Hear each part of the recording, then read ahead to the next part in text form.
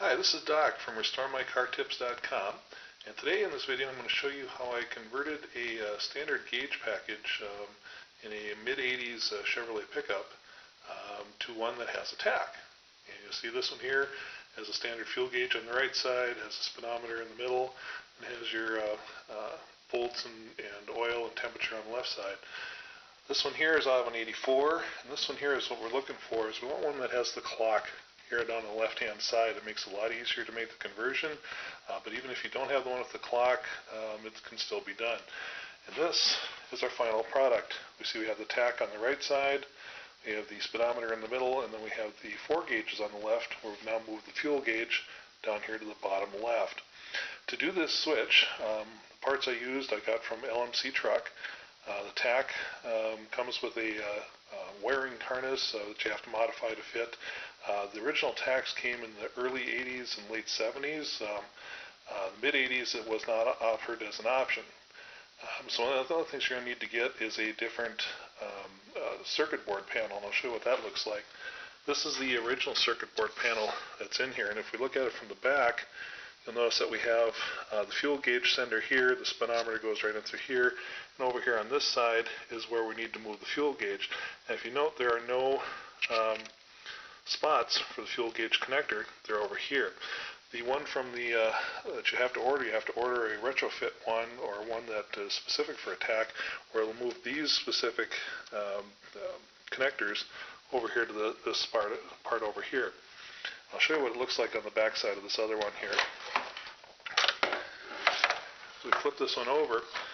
You see now the difference here. We have the Tach, which is already installed here, and we have the fuel gauge senders over here, which is completely different from the old one right over here. You can see there is a difference right into there, so you have to get the different circuit board for that. And what I did with this, I'm going to pause for a second. I'm going to pull this circuit board off to show you where I had to make some cuts and to make this fit here.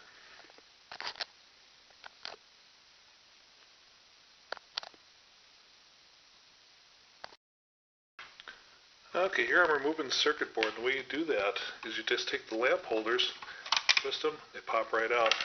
From there, then you can just lift the circuit board off. There are clips on the inside that you have to take off as well that hold the parts in there. They just squeeze right off. And I'm just going to loosen it up to show you what I had to do. See here that it is solid in through here. And what I did with the new one is I actually took and cut out a square that matched this part right in through here. So I cut this out here in a square, as square as I could get it, pulled that out, leaving these 3 holes intact, take that out as a chunk. From there then I took the circuit board, laid over the top, traced that out, and cut the remaining parts so that the Tach could fit in there. Now what I used to cut that with is a Dremel, and I used what's called a plastic cutter. You'll notice that it has a blue tab on there and it says plastic on it versus the metal one, which is red. And it says metal on it. Don't use the metal on the plastic. It does not work. You have to use the plastic one because it runs cooler and doesn't melt the metal and doesn't gum everything up. Once you cut that out, you get a square that will have all 3 of these connectors into it. You're going to take that over to the back side over here. Now this one here has the clock. With the clock opening in there, basically you can just set that right over the top and glue it right on, or if you wanted to do what I did with the other one, is I actually trimmed it. So what you'll have to do, if you have one without a clock, you're going to have a depression in through here. What you'll do is you'll take the fuel gauge and you'll attach it to those 3 prongs that are on there. And then you'll lay that fuel gauge into its part that attaches here, and you'll set that in there with that square that you cut out in there, and trace that square onto the back that's right in through here. Once that's traced, you can drill 4 corners and then use the Dremel then to cut that out. And I used a 2-part epoxy to glue that in there.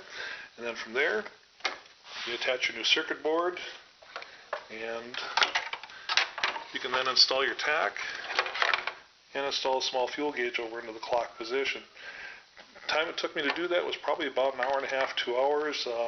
That included glue timing added onto that. And that worked good. I had it installed in the truck, and it runs, and it works fine as far as that goes. Another problem you're going to find with these old clusters is that these tabs tend to break off. This one right here is very common. This one here in the upper corner is also very common. What I found was a very neat product called Q-Bond. And Q-Bond is the best I found to actually hold these parts together. It's a powder that you just sprinkle onto the part that you need to be attached. Once the powder is on there, then you can, there's an adhesive, a glue that you drip into that powder, and it becomes rock hard. And you can see right here where I did it on this tab, right in through there, and it is solid. I can actually just pick the whole gauge cluster up just like that. It's solid. It's not going to break again. It's the best thing I found for repairing these here. So, a couple good tips. If you have any questions, check out our website. Give me a call or send me an email. Leave a comment, and good luck.